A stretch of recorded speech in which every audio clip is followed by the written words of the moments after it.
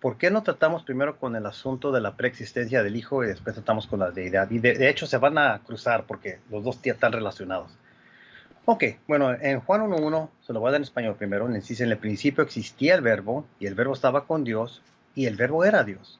Ok, sí, y la primera contestamiento donde aparece Theos, en la segunda cláusula de Juan 1.1, sí, como tú dices, ahí se encuentra el artículo ton theon, en el caso acusativo, y después en la tercera cláusula, que le llamamos cláusula C, no se encuentra el artículo. El hecho que no esté el artículo presente en la segunda vez no quiere decir que el segundo sustantivo donde se menciona que Dios, que es un Dios menor o inferior. Porque hay textos, y ahorita no me lo recuerdo en este momento, pero Hebreos 11, hay un texto donde aparece ha theos, theos. Es artículo theos y theos, pero y se refiere a un solo Dios. No quiere decir que estaban dos dioses ahí, y menos que uno es inferior por naturaleza a otro. Si quieres, después te busco ese texto, pero en este momento no lo tengo ahorita, pero no está difícil encontrar. Ok, entonces aquí miramos que dice, y acabo de hacer un estudio sobre esto, dice en el principio, no dice desde el principio. En las cartas de Juan, en primera de Juan 1.1, déjame ver si te lo puedo buscar aquí. Tú tienes tu vida también ahí, ¿verdad, hermano? Sí, por supuesto. Ok. En primera de Juan 1.1, y aquí dice, ok, dice, lo que existía desde el principio. Y cuando ves el griego ahí, dice, en, se ve el verbo imperfecto, igual que Juan 1.1. Y allá en Juan 1.1 aparece 3 veces. Ese verbo puede comunicar acción continua. Eso no se termina del verbo aislado, sino del contexto. Y lo interesante aquí en primera de Juan 1.1 es que dice, se encuentra la preposición apa, pero se cae la omicron, la letra O, y nomás es up arcades. No sé si pueden ver ahí. Dice lo que existía desde el principio. Desde el principio. Y aquí se está refiriendo desde el momento que ellos experimentaron a Jesús después del momento de la encarnación. Pero después habla más atrás de eso, de la encarnación, en este contexto de 1 Juan 1.1. Bueno, dice tocante, vamos a leerlo bien rápido, dice, lo que existía desde el principio, lo que hemos oído, lo que hemos visto con nuestros ojos, lo que hemos contemplado y lo que han palpado nuestras manos. Fíjate cómo lo está describiendo de muchas maneras, acerca del verbo de vida. ¿Ok? Pues la vida fue manifestada, y esa palabra manifestada, déjala ver aquí, es ephanerote. Ese está en pasivo. Él fue manifestado. ¿Quién hizo la acción de manifestar? Es como, por ejemplo, es activo es, por ejemplo, yo tiro la pelota. Pasivo es fue tirada la pelota hacia mí, donde recibe la acción. Aquí es ephanerote, está en el pasivo. Eso es muy interesante. Eso me recuerda a 1 de Juan 3.8, donde dice que el Hijo de Dios fue manifestado. Y es el mismo término. Algo que tenemos que tener en mente, y nomás recuerda eso, porque recuerda, interpretamos todo a la luz de la Biblia. Pero fíjate qué dice después, hermano. Aquí dice, anunciamos la vida eterna, y luego dice, en proston patera, la cual estaba con el Padre. Fíjate, ahí no dice Dios, ahí dice Padre. Y está en el caso acusativo, se usa la preposición pros con el caso acusativo que por la mayoría se refiere a una relación hacia. Y siempre es distinto por identidad, nunca es la misma identidad. Esto lo demostré en mi debate con el universitario Clavijo. Creo que son 20 o 21 veces donde se usa la frase proston theon con Dios, pero proston patera no existen muchas, pero esta es una de esas. Y es interesante que se dice que estaba en una relación con el Padre. Muy importante. Y estaba con el Padre y se nos manifestó. ¿Ok? Después dice en el verso 3, lo que hemos visto, oído o proclamamos también a vosotros para que también vosotros tengas comunión con nosotros. Comunión. Comunión solamente se puede tener con algo personal, no algo impersonal. No lo puedes tener con un zapato, con un carro, a menos que estés loco. Con nosotros. Y en verdad, nuestra comunión es con el Padre y con su Hijo Jesucristo. Ahí hay dos referentes, ahí el Padre y su Hijo Jesucristo. El Hijo Jesucristo es algo personal, el Padre es algo personal, pero se ve que es un tipo de distinción en alguna manera. Y así como tenemos una relación personal con el apóstol, así debemos tener una relación personal con la persona del Padre y la persona del Hijo. Eso es muy problemático para muchas personas, por ejemplo, para los universitarios, los cuales no creen que Jesucristo siempre es la persona del Hijo de Dios. Eso es un gran problema, porque para ellos Jesucristo es la persona del Padre hecho carne. No pueden decir que la materia física es una persona, porque entonces tendrían a dos personas y eso es nestorianismo. Entonces la pregunta que yo siempre le hago a los universitarios es, ¿en dónde está la persona de Jesús? Sí, yo sé que soy una pregunta simple, pero en verdad es una pregunta muy profunda. ¿En dónde quedó la persona del Hijo de Dios? Es lo que quiero decir. ¿En dónde quedó la persona del Hijo de Dios? Porque para ellos el Hijo de Dios es solamente carne. Y la persona en Jesús es la persona del Padre. Bueno, si la persona del Padre es la persona que está en el cuerpo de Jesús, que ellos llaman Hijo, entonces, ¿en dónde queda la persona del Hijo de Dios? La verdad es que no tienen una persona Hijo de Dios. Y eso es una indicación que están en una falsa creencia. Bueno, ok, entonces aquí en 1 de Juan 1.1 les leímos el contexto aquí. Regresamos a Juan 1.1, ok, porque eso nos va a dar luz. En el principio existía, fíjense que eso ya no recordó lo que acabamos de leer, el verbo. Y el verbo estaba con Dios. Sí, estaba con Dios, pero ¿qué leímos en 1 de Juan 1.1? Es Dios, pero más específico, con el Padre. ¿Se acuerda que miramos eso, hermano? Pros tam patera. Y el verbo era Dios. Ok, aquí eso se pone confuso. Ok, entonces el verbo estaba con el Padre, pero aún era Dios. Fíjate, no dijo que era el Padre, dijo que era Dios. Y es por esa razón, una razón, porque en el griego se usa el artículo en la segunda cláusula y no en la tercera cláusula. Porque en la segunda cláusula no te está diciendo cuál persona es. Perdón, nomás dice ahí, se refiere como Dios, pero en primera de Juan te dice cuál persona es. Y en la tercera cláusula dice, y el verbo era Dios. O sea, tiene todas las cualidades de Dios y todos los atributos de Dios. Se usa en un sentido qualitative, cualitativo. Hermano, quiero que digas algunos comentarios por mientras y después vamos a seguir leyendo ahorita. Me parece interesante el hecho de que se haga una distinción entre el Padre y Jesús, ya que muchas veces, y la discusión en general desde los primeros siglos del cristianismo fue eso, tratar de ver cuál era como ese tipo de divinidad que tenía Jesús. Y al menos en esta distinción que hay en Juan 1.1 y Primera de Juan 1.1 hacen una conexión lingüística. O sea, también sabemos que el mismo autor está escribiendo el Evangelio de Juan y la carta de Primera de Juan. O sea, tenemos un autor en común. Y este autor nos ayuda a explicar, ¿cierto?, este concepto del verbo para poder aplicarlo al Hijo de Dios, al menos dentro del contexto necesario del texto. Y también me parece interesante, no solamente Juan 1.1, sino que también me parece interesante el resto del texto. Por ejemplo, Juan 1.14, que también es un texto como que te deja como bien explicativo quién es el verbo o qué es el verbo. Sí, eso es muy interesante todo esto y todo se debe de ver en contexto. Estás correcto en lo que estás diciendo. Um, Quisiera leerle poquito más. Ya leímos Juan 1.1, algo muy interesante. Es importante que cuando vengamos al texto dejemos la Biblia hablar y no necesariamente insertar nuestras presuposiciones. Todos tenemos presuposiciones, eso es seguro, porque todos somos seres humanos, pero tenemos que tener en mente eso, que dejemos el texto hablar. Por ejemplo, unos dicen una controversia que el logos es solamente la palabra de Dios, solamente como un... El problema es que ellos comparan a un ser infinito con un seres finitos, nosotros los seres humanos, y decimos, bueno, pues si nosotros, para mí una palabra es esto, entonces de la misma manera tiene que ser para un Dios infinito. Y ese es un problema que siempre, una presuposición que viene al texto. Debemos dejar el texto hablar por sí mismo. En la tercera cláusula, hermano, ¿qué es lo que dice la escritura, lo que el verbo es? ¿Qué es lo que dice en la tercera cláusula de Juan 1:1? El verbo era Dios. El Ok, verbo era Theos. ahí está. No está diciendo que el verbo era un pensamiento solamente en la mente de Dios. No está diciendo que era solamente una palabra. No está diciendo que era algo inanimado y abstracto. Nos dice explícitamente que el verbo era Dios. Ahora, tenemos que aceptar qué es lo que está diciendo. El texto mismo te está diciendo qué es lo que el logo es. Quisiera que voltearan muy rápido para Apocalipsis 19:13. Apocalipsis 19:13.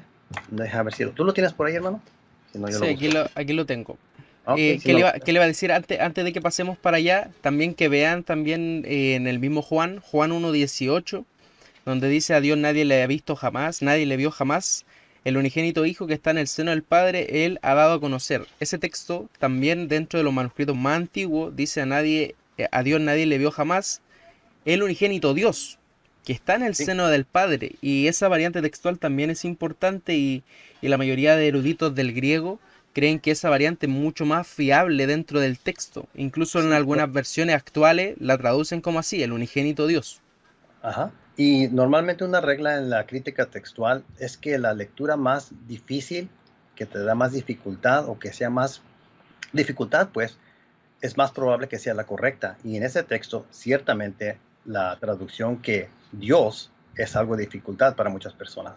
Así que yo también creo que es más probable esa correcta. Y además, en ese mismo verso se localiza un término que se llama colpos, colpos, y eso es el término seno. Cuando ustedes investigan los significados en un diccionario griego, van a ver que ningún significado le da a Juan 1:18 aparte el de una relación íntima personal. Porque uno de los significados, si me recuerdo bien, era como en donde estacionan los barcos, como en un puerto, como ese puerto de barcos. Otro era como en una bolsa, la dobledura en tu camisa o En la en tu ropa. mano, en la ropa.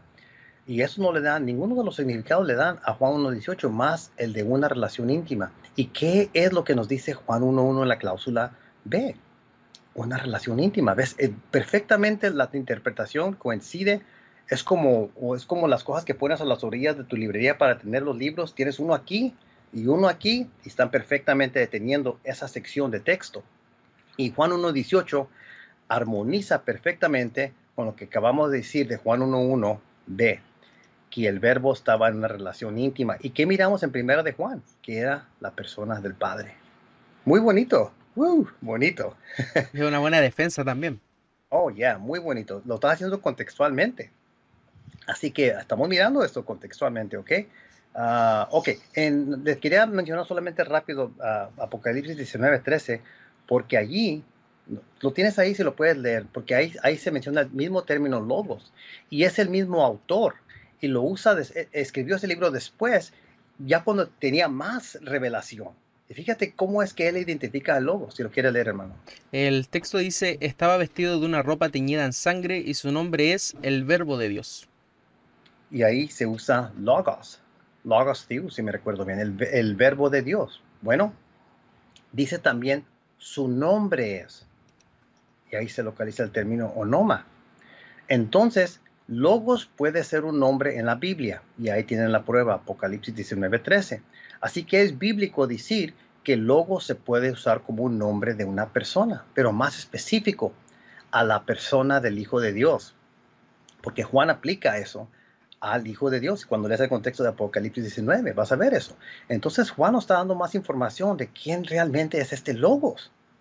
Es alguien, es alguien muy interesante y alguien muy poderoso, ¿ok?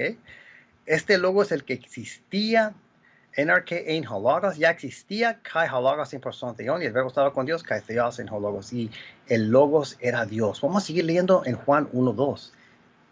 Aquí podemos ver, déjalo encuentro aquí, ok, hutos, aquí se encuentra el pronombre. ¿Cómo dice tu Biblia? Algunas Biblias leen un poquito diferente, pero se está refiriendo a logos al cual se acaba de mencionar. ¿Cómo dice tu Biblia? Juan, ¿cuánto, hermano? 1, 2. Juan 1:2 dice, este era el principio con Dios. Eran en el principio con Dios. Claro. Hutas en, otra vez se localiza el mismo verbo imperfecto ahí, indicativo. Este era, y luego dice en arche. Y luego dice prostanteion, otra vez se repite, ¿ves eso? Estaba otra vez, se menciona que estaba en una relación con Dios. Y quiero que veas aquí si tienes el griego ahí, observa cómo el verbo en precede la frase en arche. Pero ve en Juan 1:1a cómo en sigue la frase en arche. ¿Sí ves eso? Ok, NRK nos recuerda a Génesis 1, en el principio cuando Dios Claro. creó todas las cosas. Verash. Algunos incluso tratan de hacer la conexión de Juan 1:1 con Génesis 1:1. Y es interesante la forma como lingüística en la que podríamos juntarla con la Septuaginta. Es exactamente igual, NRK. Y allá en Génesis 1:1 habla del principio de absolutamente de todas las cosas. Y el Dios que se menciona ya estaba existiendo. Juan, sin ninguna duda, siendo judío, está haciendo algún paralelo de concepto ideal conceptual. Cualquier judío que escuche esto va a decir, se va a entender que está hablando del principio. Ok, en el principio ya existía Logos y el verbo estaba con Dios y el verbo era Dios. Obviamente Dios es eterno, entonces este logo ya estaba con Dios. Pero como en el verso 2, ¿ves cómo precede el verbo antes de NRK? No dice up arcades. No dice desde el principio, dice en el principio. Se puede referir a él como desde el principio, donde hacen en la primera carta de Juan, pero él lo está enfatizando más desde el momento de su encarnación, porque lo que vieron, lo que tocaron, lo que sintieron, está hablando más de algo físico, ya cuando el verbo de vida se manifestó en la esfera humana, cuando lo podían percibir. Y ahí sí o Oh, sí se refiere a otro ser que no sea el Padre, porque ocupa ¿cómo se llama la palabra pros? Entonces está haciendo una conexión entre un sujeto y otro sujeto, o sí, un referente. sí, alguna identidad, hay una conexión ahí. Y, ok, este era en el principio con Dios. Y fíjate ¿cómo sabemos que está hablando del Logos eterno? ¿Cómo sabemos? Bueno, en el verso que sigue, en el verso 3, panta, aquí es un adjetivo, es plural, dice panta, todas las cosas, y luego di autu. La preposición dia, cuando se usa con el caso genitivo, por la mayoría significa acción mediadora o por medio de. ¿Ok? Y luego dice, todas las cosas por medio de él, egenata, fueron creadas. Y ahí es un auristo, fue creado. Fíjate, ahora se hace contraste de los verbos imperfectos, era, una acción continua, pero ahora se hizo. Se está haciendo un contraste de los verbos aquí, que es muy interesante. Todas las cosas fueron hechas por medio de él. ¿De quién? Pues de Logos. Y sin él, ¿quién? Nada de lo que ha sido hecho fue hecho. Fíjate cómo primeramente expresa la preposición o la idea, diré, positivamente, y luego la misma idea la expresa otra vez, pero negativamente. Fíjate, positivamente. Todas las cosas fueron hechas por medio de él. Y sin él, nada de lo que ha sido hecho fue hecho. Te lo está enfatizando dos veces, muy fuerte. Está usando la retórica, te lo dice positivamente, después te lo dice negativamente. Eso indica que el autor está haciendo un punto muy fuerte, lo está enfatizando. Y lo que está enfatizando es que todas las cosas fueron creadas por medio de logos. Hagamos una pregunta aquí. Si todas las cosas fueron creadas por medio de logos, eso tiene que indicar que el logos estaba presente para ser el medio de toda la creación. Y si el logos estaba presente, eso nos indica que el logos preexistía todas las cosas. Claro. Y si el logos es algo personal, estamos hablando de una persona, y ya miramos que sí. Es en Juan 1:1-3 diré, ahí dice el verbo era Dios. Entonces estamos hablando de Dios. El logos es Dios, no es una cosa inanimada, es algo personal. Y luego, pues aquí dice en Juan 1:3, todo fue creado por medio de él y sin él nada lo que él ha sido hecho fue hecho. Unas personas, teólogos y filósofos, indican qué es lo que fue creado. Bueno, en nuestra experiencia, en nuestro universo, el tiempo, el espacio y la materia, esas son cosas, propiedades que nosotros entendemos de nuestro universo. Y eso es a lo que se refiere cuando dice que todas las cosas fueron creadas por medio de él. Eso incluye el tiempo. Entonces Dios tuvo que existir antes del tiempo, y si todo fue creado por medio de este logos, entonces el logos tuvo que existir antes del tiempo, haciéndolo atemporal, fuera del tiempo, haciéndolo eterno. ¿Algún Incluso, comentario, hermano? incluso si es que nosotros nos ponemos a pensar dónde fue escrito el texto de Juan, fue escrito en un lugar, cierto, ya helenizado, un judaísmo entre comillas helenizado, y el judaísmo helenizado, al menos la persona a la que nos acordamos rápidamente es Filón de Alejandría. Y Filón de Alejandría cree que este concepto del logos es un concepto personificado, o sea, es una emanación de Dios dentro de este concepto judío. Y este logos es no solamente parte cercana de Dios, sino que también es un ser personificado, es una persona con personalidad.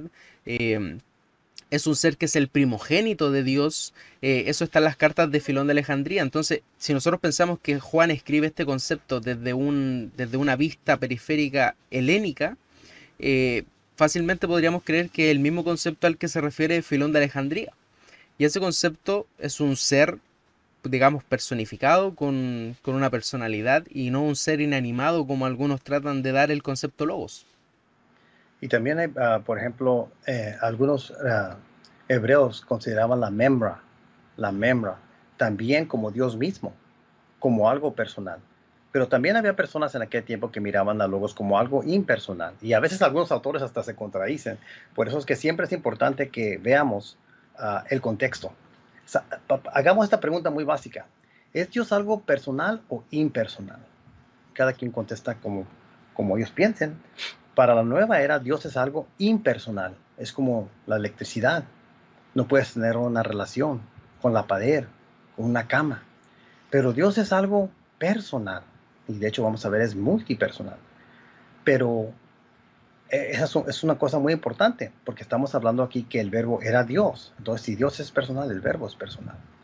Y Dios se puede referir en muchas maneras. A veces se hace referencia a Dios como el Padre, a veces como el Hijo, a veces como el Espíritu Santo, y a veces puede ser referencia a los tres. Y puede indicar pluralidad, como en Génesis 1:26, hagamos al hombre a nuestra imagen. Ok, en el verso 4 dice, y en él, estamos siguiendo hablando de logos, estaba la vida. Ahí está otra vez.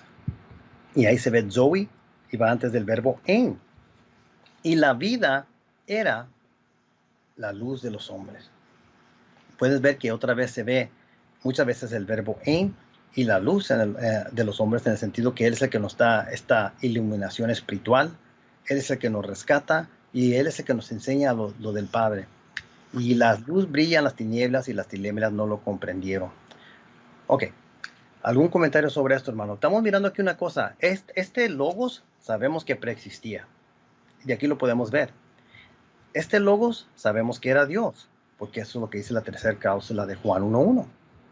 Este verbo, siendo Dios, tiene que tener la propiedad de eterno, porque Dios es eterno. Este verbo, en este contexto, vemos que Él existía antes de todas las cosas, porque todas las cosas fueron hechas por medio de Él.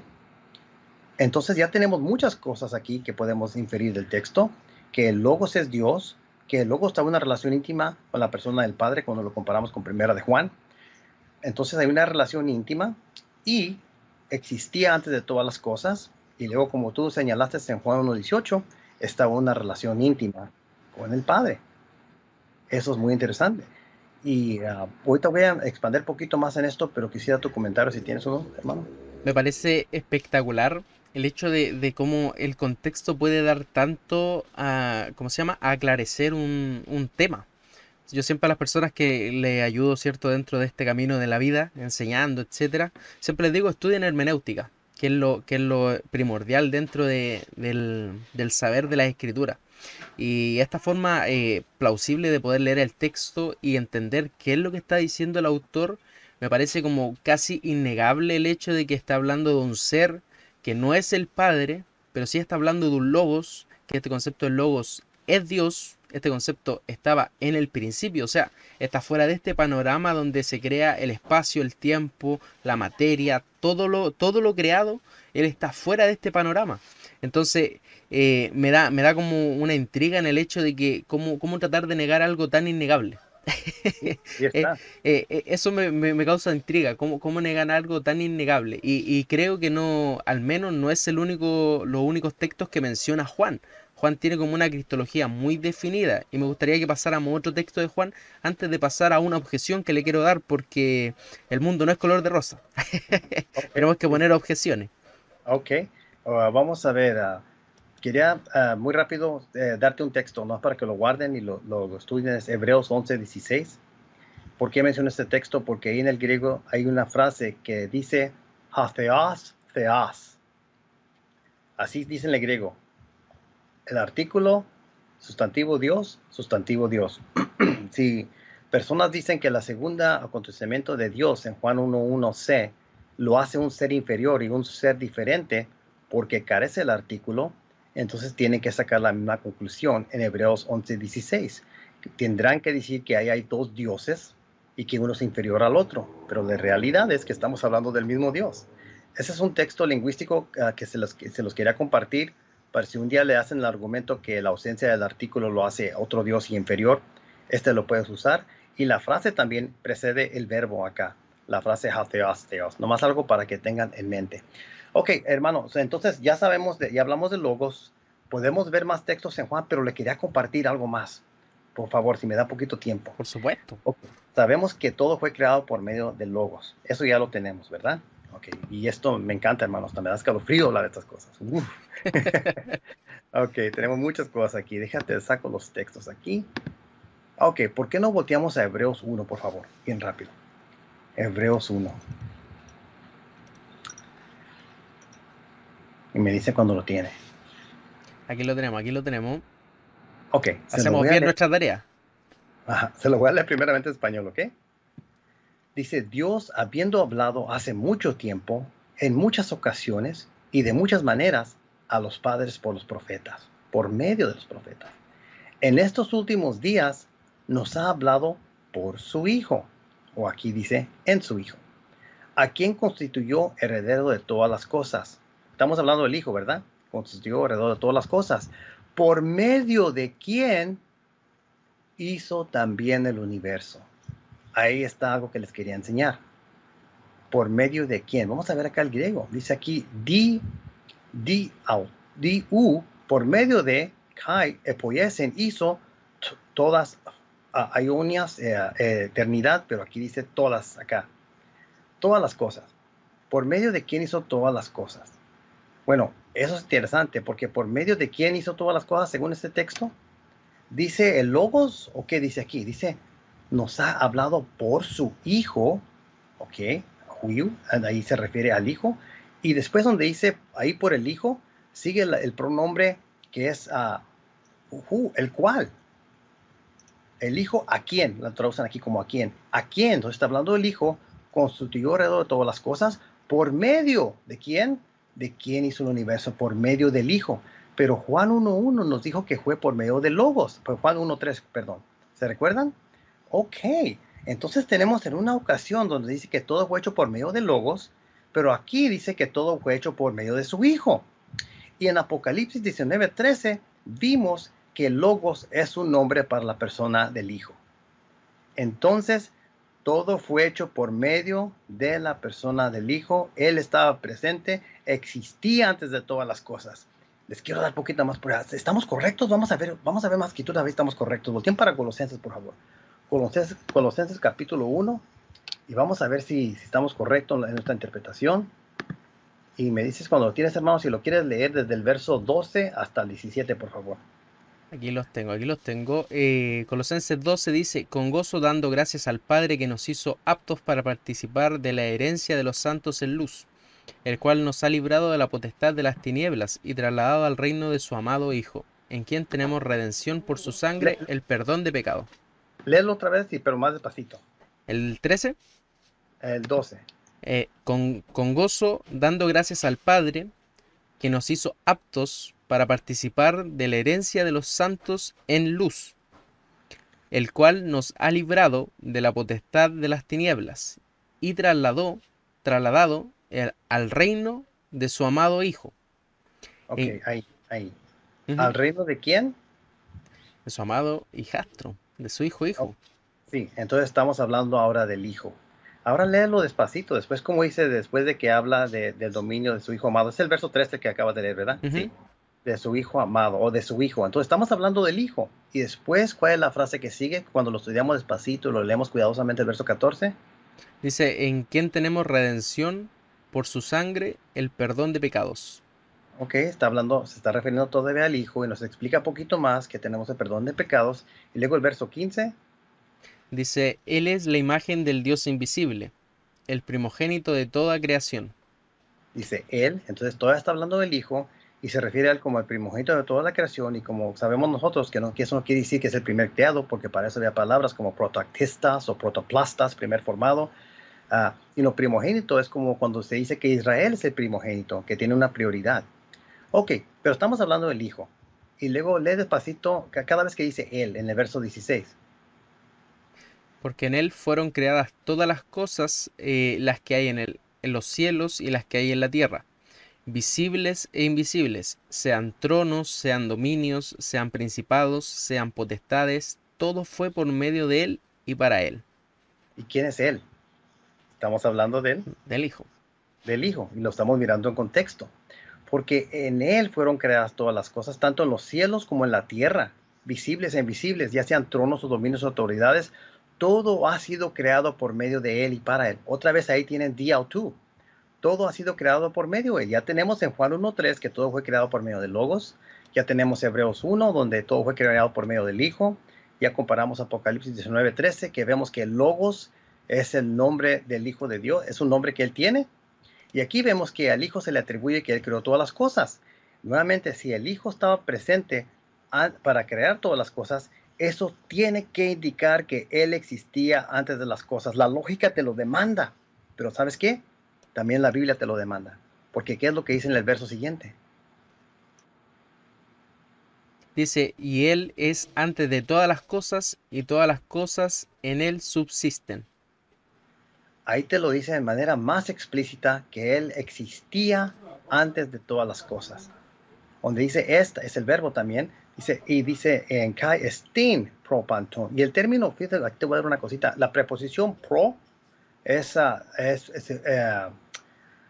sé si la puedes ver en el griego ahí, pero esa preposición pro, donde dice antes, en todas las escrituras de Pablo, siempre se usaba de tiempo. Siempre se usaba de tiempo. Nunca es la vez que se usó la preposición donde se requiere a otra cosa.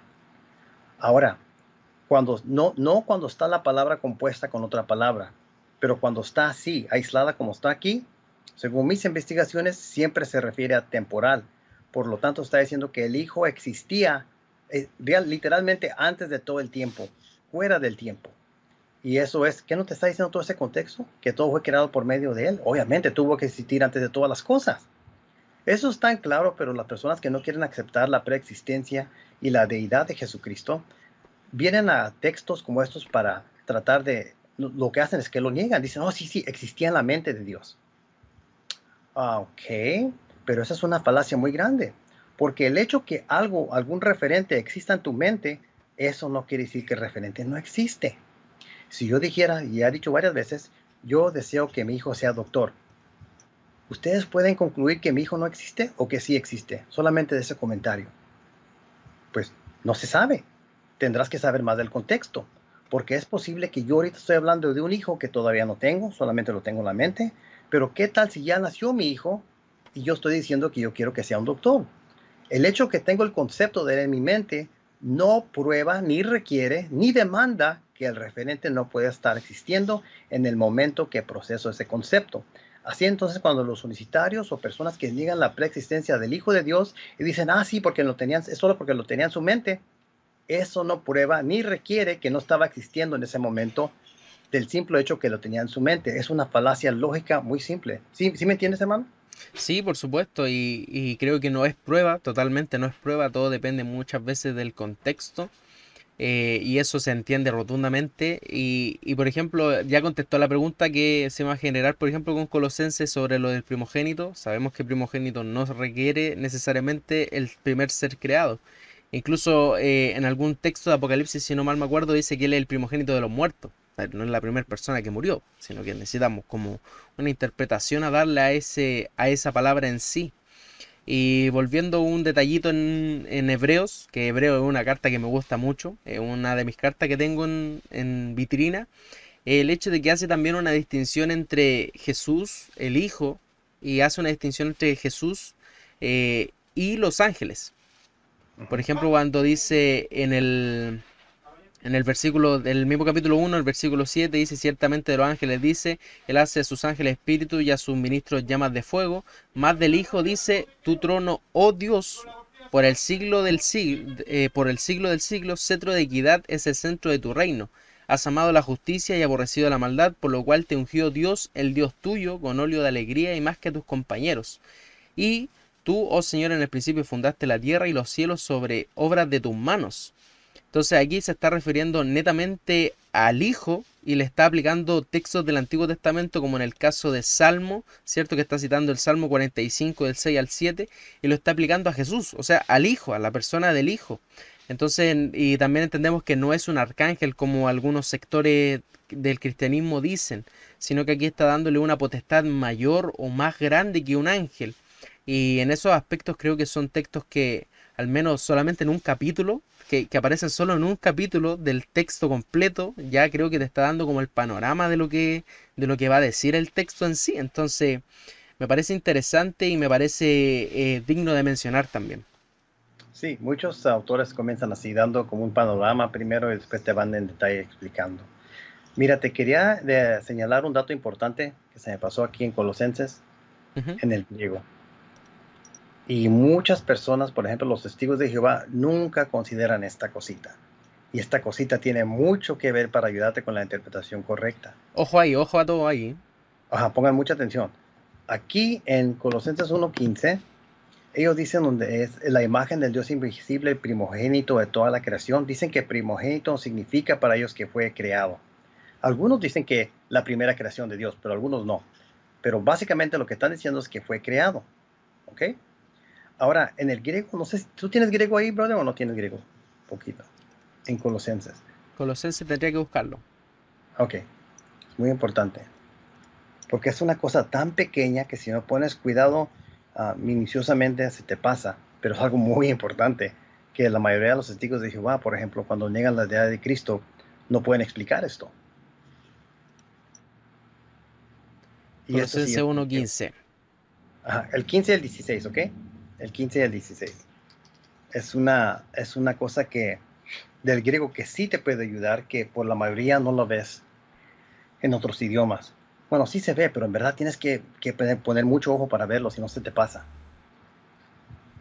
Ok, ¿listo? Aquí lo tenemos, aquí lo tenemos. Ok. Dice en el verso 15, Hasesten eikon tu theou, él es la imagen del Dios invisible, tu Invisible. aro tú. Y luego dice, protóticos, pues es que te hicieron, el primogénito de toda la creación. Hay que parar aquí ahorita y hacer la pregunta, ¿por qué es el primogénito de toda la creación? Ahora, supongamos que significa que él es la primer cosa creada por Jehová. Supongamos, nomás para argumentar. ¿Por qué es la primera cosa creada por Jehová? ¿Por cuál? Se podría argumentar eso si es que solamente se tomara el contexto del 15 solo. Ajá, sí. Así, y por eso te digo que siempre tiene que ver el contexto. Suponiendo que, que Jesús es la primera creación de Jehová, como ustedes dicen testigos de Jehová, yo les preguntaría, ¿por qué es que Él es la primera cosa creada de Jehová? ¿Por cuál razón? Y muchos no van a saber, pero quiero que veas la primera palabra en el verso 16. La primera palabra en el verso 16 es hati. Jati. Hati es una conjunción.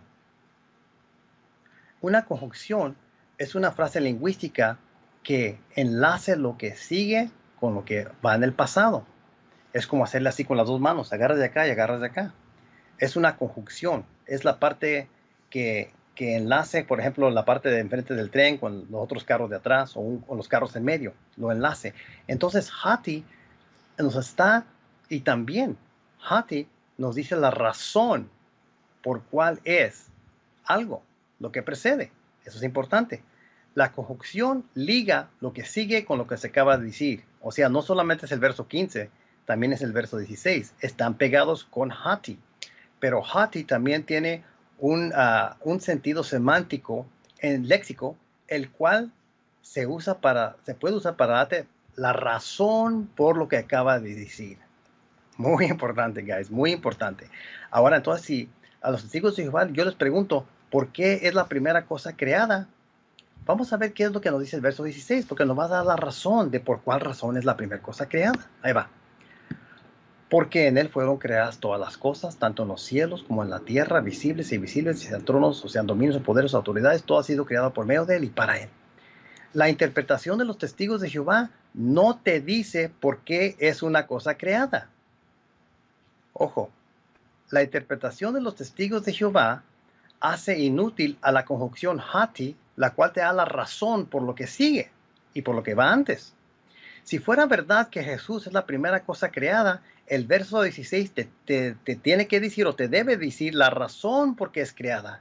Pero ausente en el verso 16 está la razón por qué Jesucristo es creado. Eso me dice que esa interpretación de los testigos de Jehová está en error. Ahora, vamos a usar la otra interpretación, que el prototokos pases ketiseos es el primogénito que tiene prioridad, que tiene sovereignty. ¿Cómo se dice en español? Sovereignty, soberanía. Soberano. Soberano, que es soberano sobre todas las cosas, que tiene preemacía, el preeminente sobre toda la creación. Ok, ahora ya consideramos la interpretación de los testigos de Jehová. Ahora vamos a ver nuestra interpretación, que Jesús es sobre todas las cosas. Ahora, si tenemos esa idea en la mente, ahora sí sigamos la conjunción hati, donde dice por qué. A ver si nos va a seguir the frame of thought, que a ver si nos va a seguir el sentido que estamos pensando, que Jesús es realmente sobre todas las cosas, porque Él es el primogénito de toda la creación, supremo sobre toda la creación, soberano sobre toda la creación. ¿Por qué, Hati? Porque en Él fueron creadas todas las cosas, en los cielos y en la tierra, visibles e invisibles, sean tronos, dominios, poderes, autores. Fíjate cómo es el autor. Todo ha sido creado por medio de él y él es ante, y para él. Y él es ante él todas las cosas y en él todas las cosas permanecen. Ya ves qué lindo sigue el contexto. Ya ves cómo nos explicó qué significa primogénito de toda la creación. Porque la conjunción hati nos está dando la razón. Y la interpretación trinitaria da perfectamente con todo lo que sigue. Porque le está dando la gloria a Jesús como el preeminente de toda la creación. Y eso refuta la interpretación de los testigos de Jehová. ¿Sí puedes ver eso, hermano? Por supuesto, y en la proposición, la conjunción hati trata de eso, es como una conjunción demostrativa. Entonces el punto central ahí es el darte el porqué. Y Sí, sí, sí. ese porqué debería prácticamente en la lectura de Colosenses 1.15 debería ser Colosenses 1.15 y 16 un solo texto. Solamente por esa conjunción. Debería ser un solo texto en una lectura corrida. Sí, te debería decir, por ejemplo, ¿por qué es la primera cosa creada? Porque Dios le dio gusto crearlo primero, o algo así. O porque Dios lo quería crear, algo así. Pero no, al opuesto, dice, porque Él es antes de todas las cosas y todo fue creado por medio de Él. Entonces Él tiene primacía sobre toda la creación. La interpretación que dice que es la primera cosa creada es totalmente errónea. Y esto se demuestra por el contexto y la conjunción hati es súper importante porque te forza que juntes lo que sigue con lo que dice el verso 15 y te da la explicación por lo que te va a decir en el verso 16.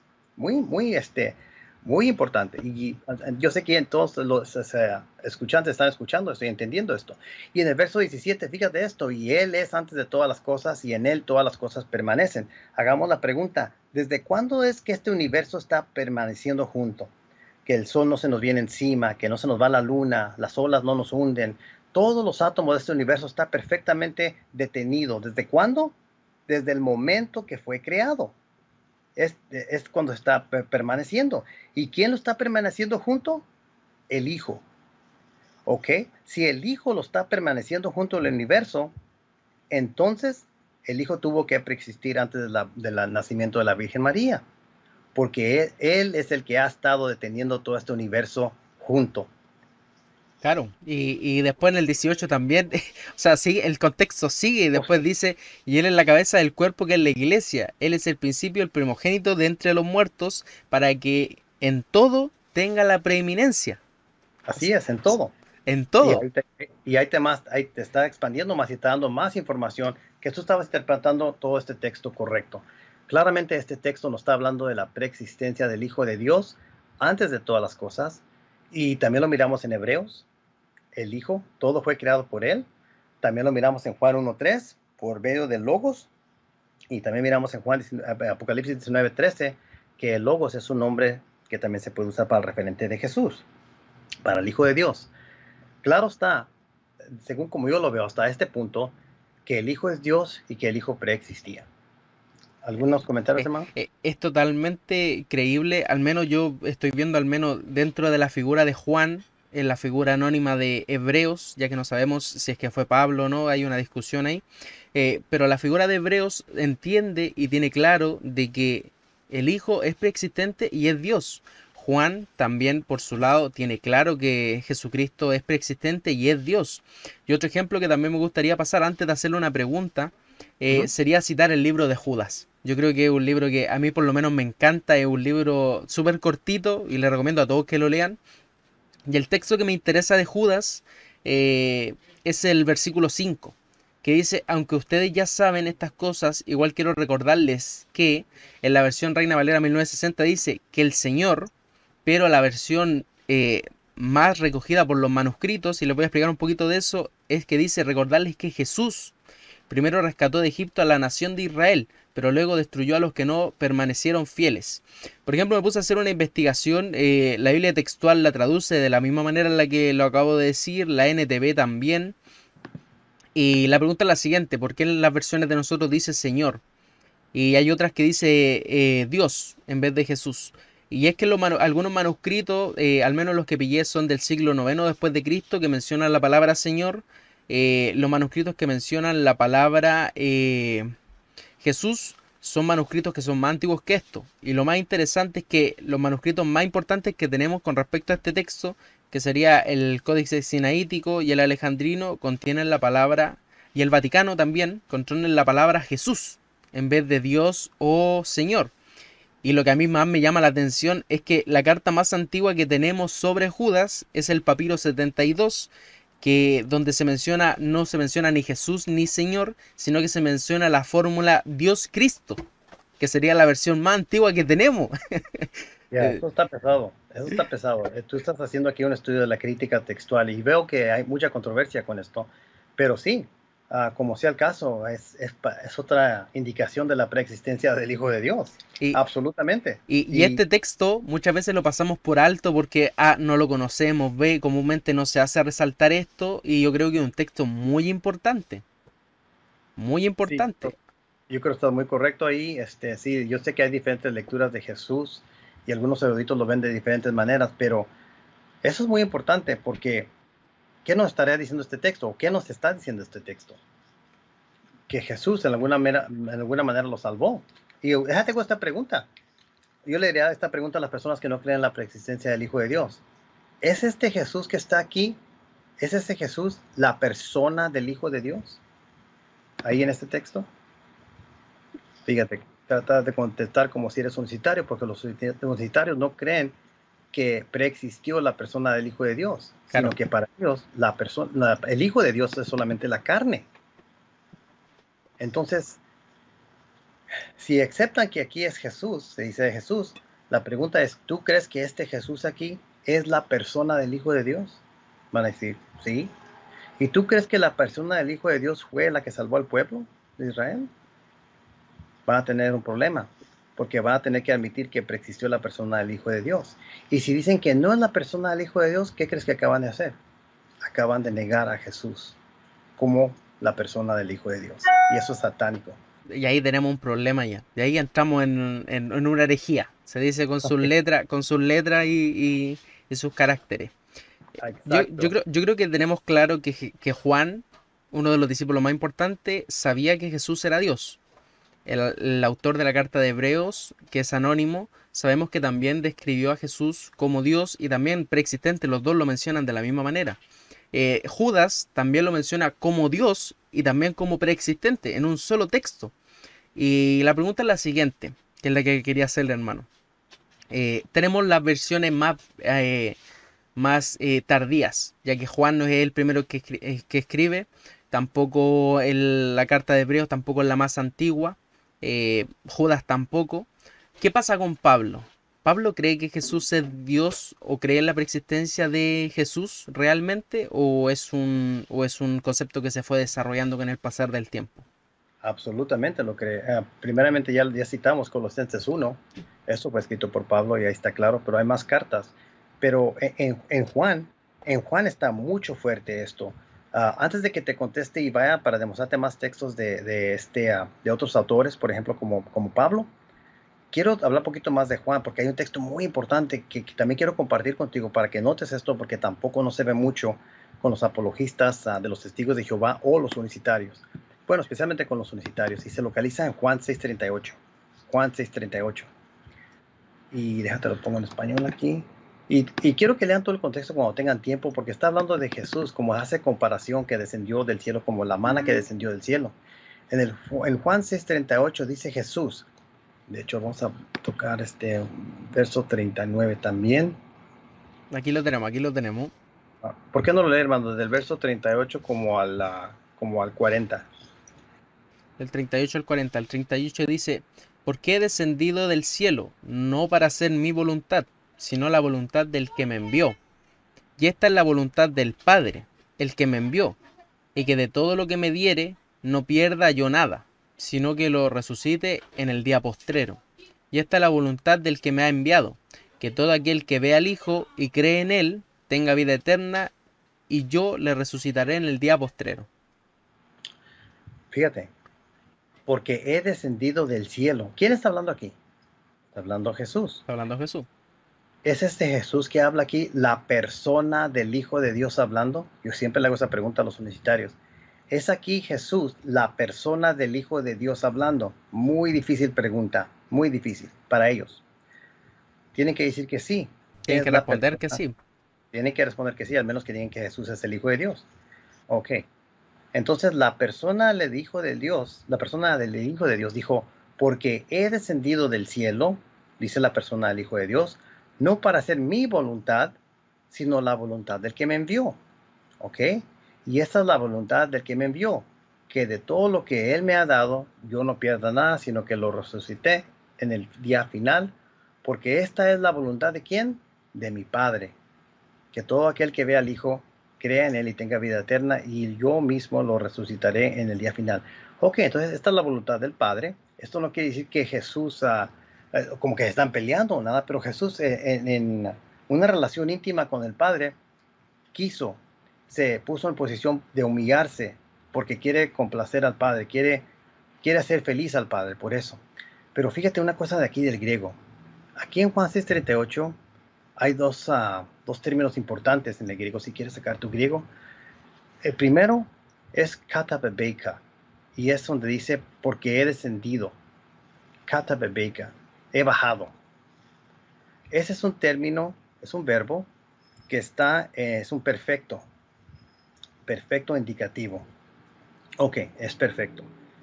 Normalmente se traduce como ha sido y los resultados continúan hasta este tiempo.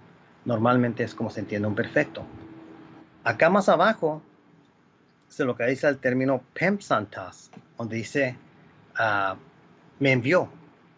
Pempsantas, me envió. Ese verbo es un verbo aoristo activo, es un participio, es un verbo, ¿ok? Aoristo. Cuando un aoristo participio se usa en una oración, normalmente está puesta bajo un verbo principal de la oración. Y aquí el verbo principal es katababeika, el perfecto. Bueno, cuando un aoristo verbo participio se usa así de esta manera, normalmente la acción del verbo aoristo, el participio, precede la acción del verbo central o es contemporáneo al mismo tiempo. ¿Ok? Entonces la acción de ser enviado pudo existir antes de bajar del cielo o al mismo tiempo de que bajó del cielo. ¿Qué quiere decir esto? Que así como lo estamos estudiando, esto indica que el Hijo de Dios fue enviado del cielo y después bajó del cielo. Eso indica que el Hijo de Dios preexistió. Ahora, si dicen que fue enviado en el momento que bajó, de todas maneras preexistió. Preexistió antes de nacer de la Virgen. Esto es súper poderoso, porque te está diciendo y te está dando indicación que la persona del Hijo de Dios fue enviado del cielo. ¿Quién lo envió? La persona del Padre. Y si lo envió a la persona del Hijo de Dios del cielo, entonces la persona del Hijo de Dios preexistió en el momento de la encarnación, refutando por completo las personas que dicen que la persona del Hijo de Dios no preexistió. ¿Sí lo puedes ver, hermano? Está excelente. Y el explicar el tema del auristo activo, participio genitivo, es espectacular explicar cómo funciona esta palabra. Y aunque traten de, entre comillas, no ocupar bien esta palabra y en el significado en el que se da en el texto, está hablando claramente de una acción que fue generada antes que una acción que se mencionó antes. O sea, Sí, el texto explica eso. O sea, que él fue enviado y luego bajó. sí, Y es la forma más lógica de leer el texto, que primero fue enviado y luego bajó, ya que el autor está hablando ¿cómo se llama? Después del verbo he bajado, menciona desde el cielo. Entonces, sí. el concepto es totalmente lógico, tiene una coherencia interna al texto y tiene una lógica interna que no se rompe por ningún verbo que se pueda malinterpretar, sino que el texto mismo se explica a sí mismo y dice, el auristo dice, ha sido enviado, pero antes de ser enviado, allá había bajado. Entonces, fue enviado primero, bajó, ya que venía desde el cielo. Entonces, hasta el mismo Sí. texto se explica en sí mismo todos los puntos del propio texto, se explica a sí mismo. Es interesante eso. Ya. Así que esa es una manera que se usa normal y también la otra es el contemporáneo, la acción. Quiere decir que al mismo tiempo que bajó, lo enviaron, como sea el caso, el hijo tuvo que preexistir antes de nacer la Virgen María, probando la preexistencia del Hijo de Dios. Muy Excelente, pesado. Ya, muy pesado, hermano. ¿Qué más te iba a decir de esto? Creo que es todo. excelente. Y hermano, vamos a leer poquitos más porque ya se me pasó una hora y tengo unos compromisos todavía que tengo que hacer, ¿ok, hermano? Sí, sí, Muy ningún problema. rápido, ¿por qué no volteamos Rapidito. por qué no citamos otros textos? Porque yo sé que podemos durar todo el día. Y ya citamos Juan 20:28 en cuanto a la deidad de Jesús. Ese texto, la otra vez creo que lo hablamos, ¿verdad? Cuando dijo Sí, que respondió Tomás y le dijo, Señor mío y Dios mío. No hay muchas posibilidades para eso. Fíjate, estaba hablando con un miembro de la Luz del Mundo hace unos días y yo le enseñé este texto. Estaba hablando con él por medio de WhatsApp. Y la primera cosa que dijo es que la primera parte de la frase, Señor mío, se refería a un referente y Dios mío se refería a otro referente, como que miró al cielo y estaba refiriendo al Padre. Y bueno, dijimos, bueno, estás partiendo la oración a media oración. ¿Qué es lo que del contexto que te hace a ti pensar eso? Porque en ningún lugar se menciona al Padre. No le podía contestar. Y después le citamos el Salmos 35:23. Si has comparado ese salmo, ahí donde dice, no lo tengo en español, espérate, a ver. el mismo texto, pero al revés. Sí, el mismo texto, pero nomás cambian los sustantivos al revés. Y ahí dice, despierta y levántate para mi defensa y para mi causa, Dios mío y Señor mío. Le pregunté, ¿aquí son dos referentes o es un solo referente? Dice, bueno, ahí es un referente. Dije, es la exacta misma frase gramatical a excepción que los sustantivos están cambiados, pero es la misma cosa. Y después de un tiempo regresó y me dijo, no, es un solo referente. Ok, entonces tú aceptas que Tomás creía que Jesús era su Señor y su Dios. Y dijo, no. Oh, ok, ok, gracias por ser sincero. ¿Cuál es tu argumento? ¿Por cuál razón? Dijo, porque Tomás hizo un error. Hizo un error. Entonces sus palabras son mentiras. No, no, no que son mentiras, es solamente que hizo un error. Ok. ¿En qué justificas eso? Bueno, todos los apóstoles hicieron errores, a veces no sabían, no hasta que después de que le reveló que Dios le envió el Espíritu Santo, hasta después tenían, y yo le dije, mira, espérate un segundito. Ellos tenían el mejor maestro de todo el mundo con ellos, es Jesús, y él estaba lleno del Espíritu Santo. Una pregunta, ¿era Jesús un rabino? ¿sí? ¿Y cuál es la responsabilidad de un rabino enfrente de escuchar un error? ¿Qué es lo que debe hacer un rabino? Corregirlo. Corregir el error. El rabino de rabinos aquí en el verso 29 corrigió ese error, supuesto error que tú dices de Tomás, que se quedó callado. Dijo, no. ¿Hizo un error Jesús? No, porque no lo corrigió. Y pues se quedó muy pensativo y luego le dije, te voy a hacer una pregunta más. ¿Tú crees que Jesús, tú crees que Tomás creía que Jesús era su Señor? Dijo, sí, pero ¿tú no crees que Tomás creía que Jesús era su Dios? Dice, sí. Entonces, no es toda la oración la que tú dices que está en error, es solamente una parte de la oración, porque tú sí crees que Tomás creía que Jesús era su Señor. Dice, sí, ok, ya lo estamos arreglando. Entonces, ¿tú crees que a media frase Tomás estaba correcto, pero de repente, cuando dijo Dios, se hizo incorrecto en esa parte de la frase? Y sabes que ya no ha querido hablar conmigo. Ya, él lo miró. Nos pasa el mismo problema. Nos hablan personas de Tío Jehová, mormones, adventistas, nos hablan una vez y después no quieren más. Sí, sí. Y le dije, mira, ¿sabes qué? Yo te amo en el amor de Cristo. Yo no estoy aquí para avergonzarte. Yo nada más quiero que tú veas qué es lo que dice la Escritura. Dice, sí, tienes toda la razón, la Escritura dice eso, pero lo estás leyendo puramente, textualmente, lingüísticamente, no espiritualmente. Le dije, fíjate lo que acabas de hacer. Acabas de intentar una presuposición. Dice, ¿cuál presuposición? Tú presupones que una persona que estudia, que lee algo lingüísticamente y que está tratando con la semántica léxica del término, la exegética, la hermenéutica, ¿tú crees que una persona estudiada no puede ser espiritual? Esa es tu presuposición. Para ti es, deja apago mi cerebro y a ver qué siento, eso es espiritual. Amigo, eso no es espiritual. Eso no usa tu cerebro. Así que tú presupones que una persona que estudia y hace un análisis lingüístico no puede ser espiritual. ¿Ves cómo hay ciertas presuposiciones a nuestra discusión? Y ahí es cuando terminó. Ya. Y a ver si regresa, brother. Pero No, no creemos, no creemos que regrese.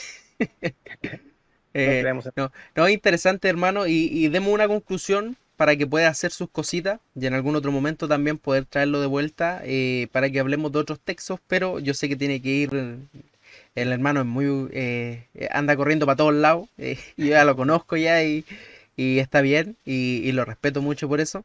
Así que demos una conclusión, que por lo menos, al menos lo que alcanzamos a ver del pensamiento de Juan, el pensamiento y el mismo tema también que salió último, Juan 20:28, que ahí no nos metimos en el tema de las reglas gramaticales, que ya ahí es un tema muy amplio, ya que las reglas gramaticales de Granville Sharp hay que defenderla y también tengo como unas preguntas ahí de por medio. Por eso les digo, Sí. mejor demos una conclusión con respecto a la lectura que hemos leído hoy día. ¿Cuál sería como la conclusión más lógica desde la lengua materna del Nuevo Testamento? Ok, pero bueno, muy rápido un comentario sobre la regla de Granville Sharp. En Juan Ujú. 20:28 se localiza literalmente la sexta regla, pero Granville Sharp tenía excepciones para su regla. Y Juan 20:28 es una excepción de la sexta regla de Granville Sharp, porque claramente dice que se refiere a él, le dijo. Es como decir, yo soy el alfa y el omega. Ahí no son dos seres, es solamente un referente. Entonces las reglas tienen también tienen sus limitaciones y Granville Sharp hizo muy claro en dónde eran excepciones y este es uno de esos textos porque los testigos de Jehová tratan de torcer esto. O a veces Ok, no leen el texto. no leen el texto, exacto. Bueno, para concluir, los idiomas de la Biblia nos pueden dar mucha insight, perspectiva, ¿cómo se dice? Perspective, mucha perspectiva en cuanto a claves muy importantes, como miramos en Colosenses con la conjunción hati, nos da la razón y con eso pudimos ver cuál es la interpretación correcta de todo ese texto. Nos puede ayudar muchísimo estudiar los idiomas, pero siempre recuerden que el significado no se determina solamente del idioma, sino del contexto.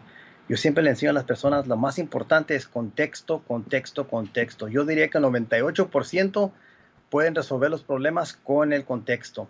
Y fíjense en palabras claves en el contexto que pueden reactivar la misma idea otra vez. Por ejemplo, primogénito, la idea de primacía.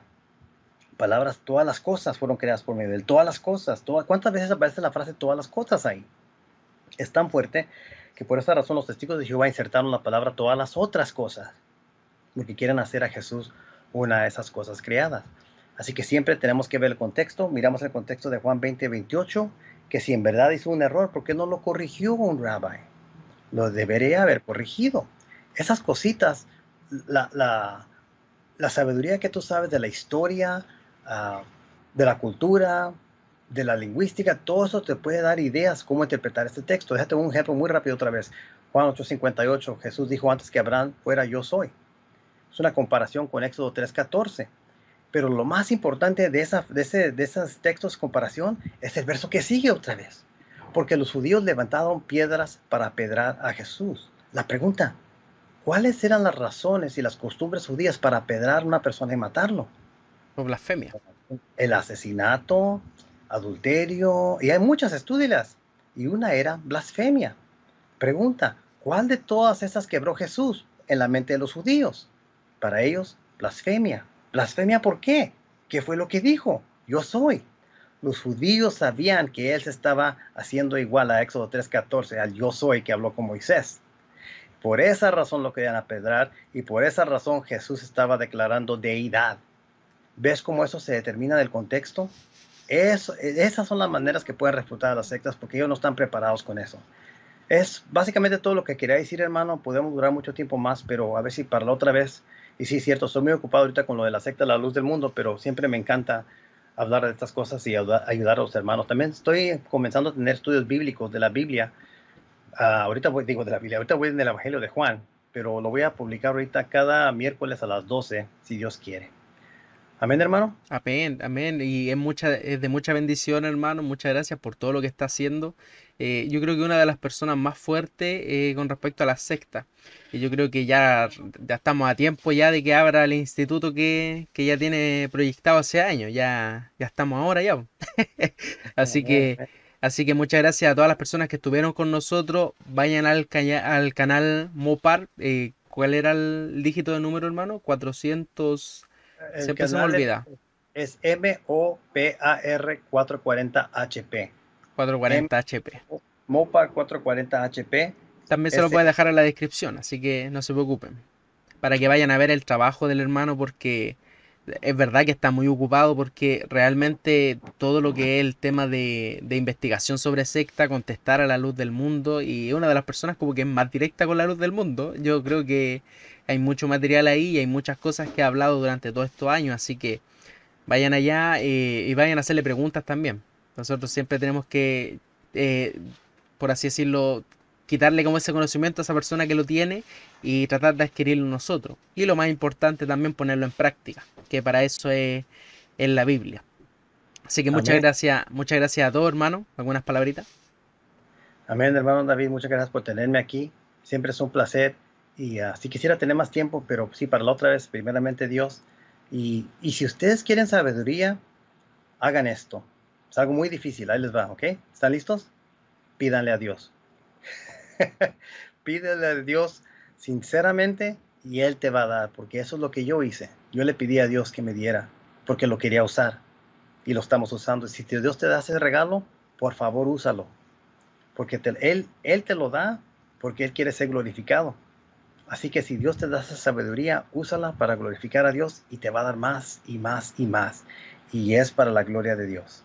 Ok, hermano, muchas gracias por Amén. tenerme aquí. Dios le bendiga. Muchas gracias a todos, que el Señor me los bendiga y nos veremos en otro canal, en otro capítulo y en otra ocasión, quizás con el hermano, y que el Señor me los bendiga mucho. Estudien harto, oren harto y acuérdense siempre de que el cristianismo tiene una defensa muy buena. Así que muchas gracias a todos, que el Señor me los bendiga y nos veremos en otra ocasión.